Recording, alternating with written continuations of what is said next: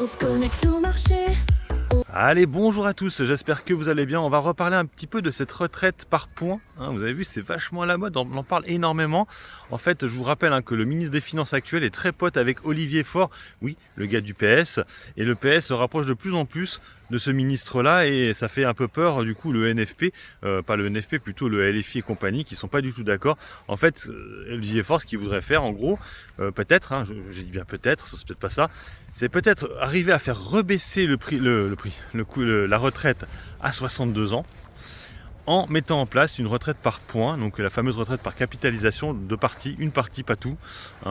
Et ça, c'est plutôt très très bon pour notre marché à nous, étant donné que si ça arrive à ça, c'est-à-dire que si le gouvernement plie en disant ok, on retourne à la retraite à 62 ans, et on met en place une partie de la retraite, une partie par capitalisation, je crois que le coût de la retraite, pour que ça retourne à 62 ans, je crois que c'est 30 milliards. Donc imaginons même la moitié de l'argent, 15 milliards. 15 milliards investis sur des marchés à nous, boursiers parce que ce sera principalement chez nous que ça ira automatiquement, c'est de la folie. C'est de la folie. Donc pour l'instant c'est vrai que ce ne sont que des bruits de couloir, ça se trouve ça n'arrivera pas jusqu'au bout, mais ce serait une possibilité qui ferait que, alors du coup le NFP se dissoudrait, ça veut dire une dissolution automatiquement, et que le gouvernement resterait avec ce budget du coup 2025, et qui serait du coup une bonne nouvelle, qui ferait un peu oublier les fameuses taxes qui seraient certainement mises en place quand même.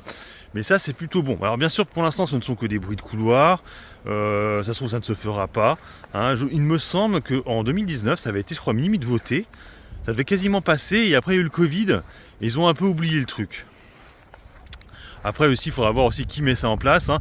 Rappelez-vous à l'époque c'était BlackRock qui était descendu en France pour en parler, et puis après ça avait été, on était resté là, mais ça avait été des bruits, mais je pense sincèrement que dans le futur c'est ce qu'ils devraient faire, effectivement, et éduquer un peu les Français à savoir investir en bourse, et ne pas à chaque fois le mettre ça sur des livrets A, des trucs comme ça qui rapportent pas grand chose au final, et avoir une espèce de rente qui serait en plus de la retraite.